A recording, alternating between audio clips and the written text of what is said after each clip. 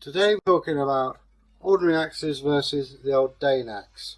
This is in the series of Dark Age weapons. This is close quarters and most people could afford an axe of some description. However, I'll just put this down for a minute. This baby is a Dane axe. You've probably seen on the bio tapestry people with big moustaches and big axes. These are called the Dane axe. Now, there's various ways of using this. Now, I can't show you because we're restricted to the space. The obvious one is you bring it down.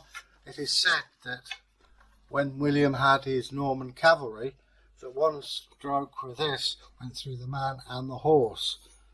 Kind of upset William because he was banking on his cavalry. He could get a mighty swing with it. Another thing you do, I can't do it here because I don't have the space, you have a line of people doing figure of eights, and it's like walking into a food processor. Again, a very, very effective method of defence as well as offence. However, you couldn't just go and say, oh, I'll put a long stick on this. And no, it's a sign of wealth. Only certain people were allowed to own this weapon, and they were usually what's called huskarls. And these were the people who defended the jarls, the kings, the earls. They were pretty highly placed. They were professional warriors. That's all they did. And they would practice day in, day out with this, with swords and various other spiky nastiness to keep themselves alive and protect their lord. They were the elite of the warriors for the king. And the thing was, if the king was killed, they were expected to fight and die alongside their lord. So it's not always fun and games to be a huskarl. As I say, how do you measure the length of this? Well, this is a bit tall for me, but you should be able to put that part, under your arm, and that's the right length. I'm not a very tall bloke, so this is more for someone who's a 6-footer. I think it probably fit Bragi better than I am. But here we go, one demonstration. Oops, he's knocked the bell over. Whoop, and away he's gone, causing mayhem and disappearing. I suppose that's like the huskarls, really. So anyway, you have the Dane axe, an elitist weapon, and we have an ordinary axe. Now, both Bragi and I are pretty well up the scheme. We're lords. Well, I'm first generation. We'd still have to work, and maybe in the forest getting wood for the fire or whatever, I'd use this. I'd also carry it with me in battle, because although I have a sword and I have a large knife, you can't always rely on it, because it could be knocked out of my hand, or whatever. This, you can hit them with the head or whack them around the head with the shaft. So you've got really two weapons in one. Either way, it makes your day a little bit sadder. So, to recap, you have the Dane axe. These are for the huskarls and higher up warriors. They would have a mail coat and would be around the king. People like Bragi and I would probably be the next rank along. We'd have a row of people in front of us, in fact several rows in front of us, and we'd have this. And to be honest, the best way to use an axe, don't worry about a shield. Use the shield wall. I've seen a girl do this in York and it was fantastic. She just leant over, bopped people, then walked along the line. I tried to get her, and at the end of the battle I said, I tried to get her, yeah, you never get me.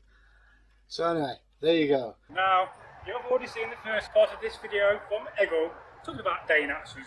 Now we want to demonstrate them and show you how they're used in combat. The first thing we're going to demonstrate is how a Dane axe can be used basically to grab the shield and take the shield off a person or put it away, allowing for a spearman or somebody else with a bow to come in and shoot that person. And then after that we're going to demonstrate, or Egil's going to demonstrate how figure of 8 pattern is done very quickly. And then we'll finish this video, so bear with us as we watch this.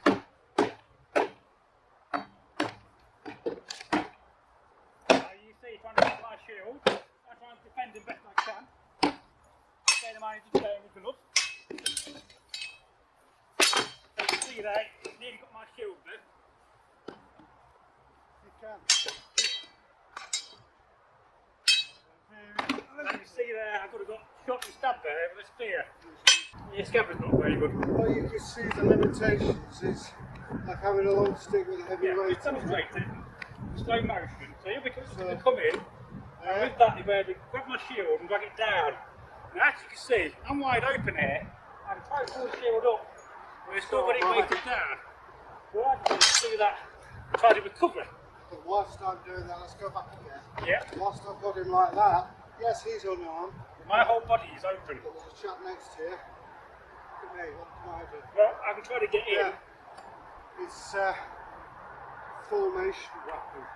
You have to have a row of people. So if you imagine a Dark Age food processor, we know this was hacking the Breton cavalry to pieces. No? It did that to Hastings. Yeah. So now Egil's going to demonstrate, as I stand next to the camera at the distance, a figure of 8. This is a horrible weapon. It's a very horrible weapon to use. Whoops. Ah, whoa.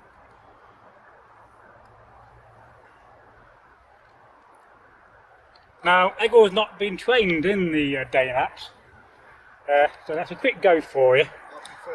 And let me just demonstrate here, you take it over there. And also, you can't really use a Dane Axe and the shield at the same time. Yeah. Because it's pretty much impossible. You can get in and hold it at the top of the shaft, or you're losing that reach. But as soon as I overreach, that's too heavy for me to use. So a Dane Axe is a two-handed weapon and cannot be used with a combination of a shield unless you've got your shield flung on your back. As I say, with a knife and spear you don't need a shield because nobody can get near you. That is a specialist weapon and it's not really fit for reenacting. I'm sure there are people out there who disagree, and good luck to you if you can use it, but you're in danger of taking people's heads off. Yeah, they are very dangerous and very heavy weapon. I mean, I was pulling back on that, yeah, and it takes one slip, next thing you know you're in sing show. I mean, you can hit somebody with a sword in the bone, and as long as you're not doing it too hard, they'll have a bruise, but on this you're going to break bones. Yeah, I'll take bones and possibly loose limbs. I hope you've enjoyed this. Leave us a comment and send us a like as well. So, till we meet again, and we have other history talks and stories, I bid you goodbye. Bye.